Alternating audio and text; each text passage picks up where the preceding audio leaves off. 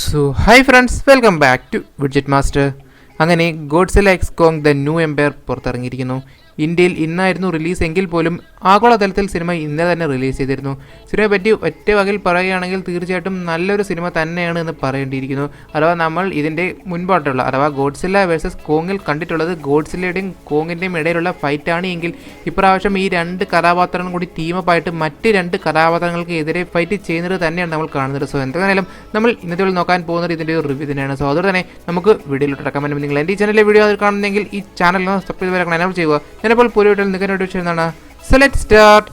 Godzilla x Kong the new empire. തീർച്ചയായിട്ടും സിനിമയുടെ ഏറ്റവും മികച്ച പോർഷൻ എന്ന് പറയുന്നത് സിനിമയുടെ ഫസ്റ്റ് ഹാഫ് തന്നെയാണ്. അഥവാ ഫസ്റ്റ് ഹാഫിൽ നമ്മൾ തീർച്ചയായിട്ടും സിനിമയുടെ നല്ലൊരു ബിൽഡപ്പ് തന്നെയാണ് കാണുന്നത്. സിനിമ പതിയെ ബിൽഡ് ചെയ്ത് വരുന്നു. ശേഷം സെക്കൻഡ് ഹാഫിലായിട്ട് തന്നെയാണ് നമ്മൾ ഈ പ്രധാനപ്പെട്ട കഥാപാത്രങ്ങളെ പോലും കാണുന്നത്. അഥവാ ഇതിൻ്റെ വില്ലന്മാരെയും ഇതുകൂടാതെ എന്താണ് ഉദ്ദേശിക്കുന്നത് അല്ലെങ്കിൽ എന്താണ് ഫൈറ്റ് നടക്കാൻ പോകുന്നത് എന്നുള്ള എല്ലാ കാര്യങ്ങളും നമ്മൾ കാണുന്നത് ഇതിൻ്റെ സെക്കൻഡ് ഹാഫ് തന്നെയാണ്. തീർച്ചയായിട്ടും പറയേണ്ടിയിരിക്കുന്നു ഫസ്റ്റ് ഹാഫ് അത്രത്തോളം മികച്ചത് തന്നെയാണ്. അതോടെ തന്നെ സിനിമ 1 മണിക്കൂർ 55 മിനിറ്റ് മാത്രമാണ് ദൈർഘ്യമെങ്കിൽ പോലും ഇതിൻ്റെ ഫസ്റ്റ് ഹാഫ് സത്യം പറയുകയാണെങ്കിൽ ഇംഗ്ലീഷ് സിനിമയ്ക്ക് അങ്ങനെ ഫസ്റ്റ് ഹാഫ് സെക്കൻഡ് ഹാഫ് എന്നൊരു രീതിയില്ല. എന്നാൽ പോലും നമ്മൾ കേരളത്തിൽ അല്ലെങ്കിൽ ഇന്ത്യയിലോട്ട് വന്നു കഴിയുമ്പോൾ തീർച്ചയായിട്ടും ഒരു ഇൻ്റർവെൽ ബ്രേക്ക് അവർ കൊടുക്കാറുണ്ട്. അതോടെ തന്നെ ആ ഇൻ്റർവെൽ ബ്രേക്കിന് മുൻപായിട്ടുള്ള ആ ഒരു പോർഷൻ എന്ന് പറയുന്നത് വളരെയധികം ലെങ്തി ആയിട്ട് തന്നെ നമുക്ക് തോന്നും. അഥവാ സിനിമയുടെ ആ ഒരു കഥ അവർ നല്ലതുപോലെ ബിൽഡ് ചെയ്യുക തന്നെയാണ്. തീർച്ചയായിട്ടും ഒരു സിനിമയുടെ സെക്കൻഡ് ഹാഫിലേക്ക് കാര്യങ്ങളുടെ പോക്ക് പെട്ടെന്നാക്കി വെക്കുന്നുണ്ട്. സെക്കൻഡ് ഹാഫ് വളരെ പെട്ടെന്ന് തന്നെ തീർന്നിട്ട് പോലെ നമ്മൾ തോന്നും. എന്നാൽ അത് ആ ഫസ്റ്റ് ഹാഫിൻ്റെ ബിൽഡപ്പ് കൊണ്ട് തന്നെയാണെന്ന് പറയേണ്ടിയിരിക്കുന്നു. ഇതേപോലെ തന്നെ സിനിമയിലെ ഓരോ കഥാപാത്രങ്ങളിലേക്ക് വന്നു കഴിഞ്ഞാൽ പോലും തീർച്ചയായിട്ടും നമ്മൾ കോങ്ങിനെ തന്നെയാണ് സിനിമയിൽ മുഴുനീളം കാണുന്നത്. അഥവാ തുടക്കം മുതൽ ഒടുക്കം വരെ കോങ് തന്നെയാണ് പല ഏരിയകളിലൂടെ പോയി ആ ഒരു കഥയെ ബിൽഡ് ചെയ്തുകൊണ്ടിരുന്നത്. ഇടയ്ക്കിടയിൽ നമ്മൾ ഗോഡ്സിലയും കാണും. ഗോഡ്സില തുടക്കം മുതലേ തന്നെ കഥയെല്ലാം മനസ്സിലാക്കി തൻ്റെ ആ ഒരു പ്രിപ്പറേഷൻ സ്റ്റേജിൽ തന്നെയാണ്. ഇടയ്ക്ക് നമ്മൾ ആ ഒരു KGFൻ്റെ വൈബെല്ലാം ഈ ഒരു സിനിമയിൽ കാണുകയും ചെയ്യും. കാരണം അത്രത്തോളം കഥ ഈ സിനിമയുടെ ഉള്ളിലായിട്ട് അവർ ഒരുക്കി വെച്ചിട്ടുണ്ട്. എന്നാൽ പോലും ഈ സിനിമയ്ക്ക് ഏറ്റവും വലിയൊരു തിരിച്ചടിയായിട്ട് മാറിയിട്ടുള്ളത് ഈ സിനിമയുടെ ടീസറുകളും TV സ്പോട്ടുകളും തന്നെയാണ്. അഥവാ ഏറെക്കുറെ എല്ലാവർക്കും കഥ പ്രെഡിക്റ്റ് ചെയ്യുന്ന രീതിയിൽ തന്നെയാണ് അവർ TV സ്പോട്ടും മറ്റും ഉണ്ടാക്കി വെച്ചിട്ടുള്ളത്. എന്താണോ മുൻപേ തന്നെ വന്നിട്ടുള്ളത് ഏറെക്കുറെ ആ ഒരു രീതിയിൽ തന്നെയാണ് സിനിമ പോകുന്നത്. എങ്കിൽ പോലും ആ ഒരു ആകാംക്ഷ നല്ല രീതിയിൽ നിലനിർത്താൻ സിനിമയ്ക്ക് സാധിക്കുന്നുണ്ട്. അത് ഈ ഒരു സിനിമയുടെ ഏറ്റവും നല്ല പോസിറ്റീവ് സൈഡ് തന്നെയാണ്. തീർച്ചയായിട്ടും ഇനി ഈ ഒരു എലമെൻറ്റിലേക്ക് വന്നു കഴിഞ്ഞാൽ വളരെ നല്ല VFX തന്നെയാണ്. അതേപോലെ 3D എലമെൻറ്റും നമുക്ക് നല്ല രീതിയിൽ ഫീൽ ചെയ്യുക തന്നെ ചെയ്യും. എന്നാൽ പോലും ഗോഡ്സില്ല വേഴ്സസ് കോങ്ങിൽ കണ്ടതുപോലെയുള്ള ഒരു ഇമ്പാക്റ്റ് ചിലയിടങ്ങളിൽ മിസ്സാകുന്നുണ്ടെന്ന് ചോദിച്ചു കഴിഞ്ഞാൽ തീർച്ചയായിട്ടും ഉണ്ട് എന്ന് തന്നെ പറയേണ്ടിയിരിക്കുന്നു. അതേപോലെ ക്യാരക്ടർ ഡെവലപ്മെൻറ്റും വളരെ മികച്ചത് തന്നെയാണ്. പ്രത്യേകിച്ച് നമ്മൾ ബാക്കിയുള്ള എല്ലാ കഥാപാത്രങ്ങളെ കണ്ടിട്ടുള്ളതാണ് എങ്കിൽ പോലും പ്രധാനപ്പെട്ട 2 കഥാപാത്രങ്ങൾ അഥവാ സ്കാക്കിങ്ങിനെയും ഷീമോയും നമ്മൾ പുതുതായിട്ടാണ് ഈ ഒരു സിനിമയോട് കാണുന്നത്. സ്കാക്കിങ്ങിൻ്റെ ആ ഒരു ബിൽഡപ്പ് അല്ലെങ്കിൽ സ്കാക്കിങ്ങിൻ്റെ ആ ഒരു ഡെവലപ്മെൻറ്റ് കാര്യമായിട്ടുണ്ടെങ്കിൽ പോലും ഷീമോ വളരെയധികം നിശ്ചലം തന്നെയാണ്. ഈ സിനിമയുടെ ഏറ്റവും നെഗറ്റീവായിട്ടുള്ള ഒരു കാര്യം ഇത് തന്നെയാണ്.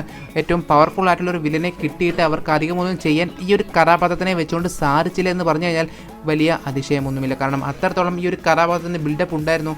എന്നാൽ ആ ബിൽഡപ്പ് വെറും നിസ്സാരമായിട്ട് തന്നെയാണ് ഈ സിനിമ വന്നു കഴിഞ്ഞപ്പോൾ പോയിട്ടുള്ളത്. ഏറെക്കുറെ ഈ ഒരു സിനിമയെ ബന്ധപ്പെട്ട് എനിക്ക് തോന്നിയിട്ടുള്ള ഒരു നെഗറ്റീവ് സൈഡും ഇത് തന്നെയാണ്. അതുമാത്രമല്ലാതെ സിനിമയുടെ എൻഡിങ്ങും ഏറെക്കുറെ ഒരു പെട്ടെന്നായി എന്നുള്ളൊരു തോന്നൽ വരുന്നു. അഥവാ നല്ല രീതിയിൽ കഥ മുൻപോട്ട് കൊണ്ടുപോയിട്ട് സിനിമയുടെ അവസാന ഭാഗത്തേക്ക് എത്തിക്കഴിയുമ്പോൾ പെട്ടെന്ന് അവസാനിച്ചതുപോലൊരു തോന്നലുണ്ടാകുന്നു. ഇനി എന്ത് എന്നുള്ള ആ ഒരു ചോദ്യം തീർച്ചയായിട്ടും എല്ലാവരുടെയും മനസ്സിലുണ്ട്. ഒരു ചെറിയ ഉത്തരം മാത്രം നൽകുന്നു. എന്നാൽ കാര്യമായിട്ടുള്ള ഒരു വലിയ ഡെവലപ്മെൻറ്റ് അഥവാ മോൺസ്റ്റർവേഴ്സിൻ്റെ ഡെവലപ്മെൻറ്റ് എന്താണെന്ന് ഇതിലൂടെ ചോദിച്ചു കഴിഞ്ഞാൽ തീർച്ചയായിട്ടും അധികം ആർക്കും ഒന്നും തന്നെ പറയാനില്ല. അങ്ങനെ സംഭവിച്ചു അല്ലെങ്കിൽ അങ്ങനെയൊക്കെ നടന്നു എന്നൊരു ഉത്തരം മാത്രം പലരും നൽകും.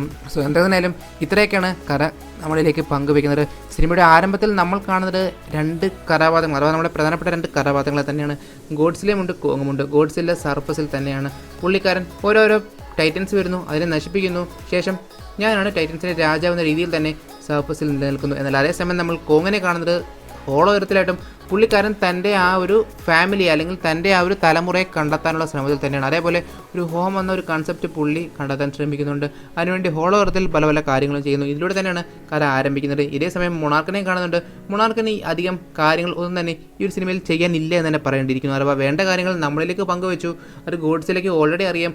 കോങ് അത് കണ്ടെത്തുന്നു. ശേഷം നമ്മളിലേക്ക് അത് എത്തിക്കുന്ന റോൾ മാത്രം അഥവാ കാണികളിലേക്ക് ആ ഒരു എന്താണ് ഉദ്ദേശിക്കുന്നത് എത്തിക്കുന്ന റോൾ തന്നെയാണ് മൊണാർക്കിന് ഈ ഒരു സിനിമയിലുള്ളത്. ശേഷം ഇവരെല്ലാവരും പരസ്പരം ഓരോരോ കാര്യങ്ങൾ കണ്ടെത്തുന്നു. ഏറ്റവും ഒടുവിൽ എല്ലാം മനസ്സിലാക്കുന്നു. എല്ലാം ഒരൊറ്റ പോയിന്റിലാണ് ചെന്ന് അവസാനിക്കുന്നത്.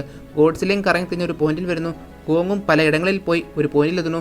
മൊണാർക്ക് തനിക്ക് കിട്ടിയ ആ ഒരു കാര്യങ്ങളെല്ലാം മനസ്സിലാക്കി ഒടുവിൽ ആ ഫൈനൽ പോയിന്റിലെത്തുന്നു. ഒടുവിൽ നമ്മളുടെ ഫൈനൽ പോയിന്റിൽ ഫൈറ്റ് സീക്വൻസ് കാണുന്നു സിനിമയുടെ അവസാനം. സോ എന്തൊക്കെ തന്നെയാലും തീർച്ചയായിട്ടും നല്ലൊരു എക്സ്പീരിയൻസ് തന്നെയാണ്. അഥവാ ഒരു ഹൈപ്പ് ഏറെക്കുറെ കിട്ടിയിട്ടുണ്ട്. അത്രയ്ക്ക് മോശമാക്കാത്ത രീതിയിൽ തന്നെ സിനിമ നല്ലതുപോലെ എടുത്തു വെച്ചിട്ടുണ്ട്. കുറേയേറെ നാൾക്ക് ശേഷം ഒരു നല്ല സിനിമ തിയേറ്ററിൽ കണ്ടു എന്നുള്ളൊരു പ്രതീക്ഷ അല്ലെങ്കിൽ ആകാംക്ഷ ഇത് നമ്മളിലൊക്കെ ഉണ്ടാക്കുകയും ചെയ്യുന്നു. സോ എന്തായാലും ഇത്രമാത്രമാണ് ഈ ഒരു സിനിമ കൊണ്ട് ഇപ്പോൾ പറയാനുള്ളത്. തീർച്ചയായിട്ടും നല്ലതുപോലെ റെക്കമെൻഡ് ചെയ്യുന്നു, എല്ലാവർക്കും ഒരുപാട് ഇഷ്ടപ്പെടുകയും തരും ചെയ്യും. സോ അതോടെ തന്നെ നമുക്ക് ഇന്നത്തെ അവസാനിപ്പിക്കാം. സോ അതോടൊന്ന് ഇഷ്ടപ്പെട്ടാൽ തീർച്ചയായും നിങ്ങൾ ലൈക്ക് ചെയ്യുക. അതോടൊപ്പം നിങ്ങൾ അഭിപ്രായ നിർദ്ദേശങ്ങളും ഇവിടെ കമന്റ് ബോക്സിൽ രേഖപ്പെടുത്താം. നിങ്ങൾക്ക് നിങ്ങളുടെ ഫാൻ തീർച്ചയായും പ്ലോട്ട്സ് കമന്റ് ബോക്സിൽ രേഖപ്പെടുത്താം. ഇതിൻ്റെ എപ്പിസോഡ് നമുക്ക് ഡീറ്റെയിൽ ക്ലിയർ ആയിട്ടും ബ്രേക്ക് ഡൗൺ ചെയ്യുന്ന പ്രതീക്ഷയോടെ എൻ്റെ രാമൽ യു വാച്ചിങ് വിഡ്ജറ്റ് മാസ്റ്റർ.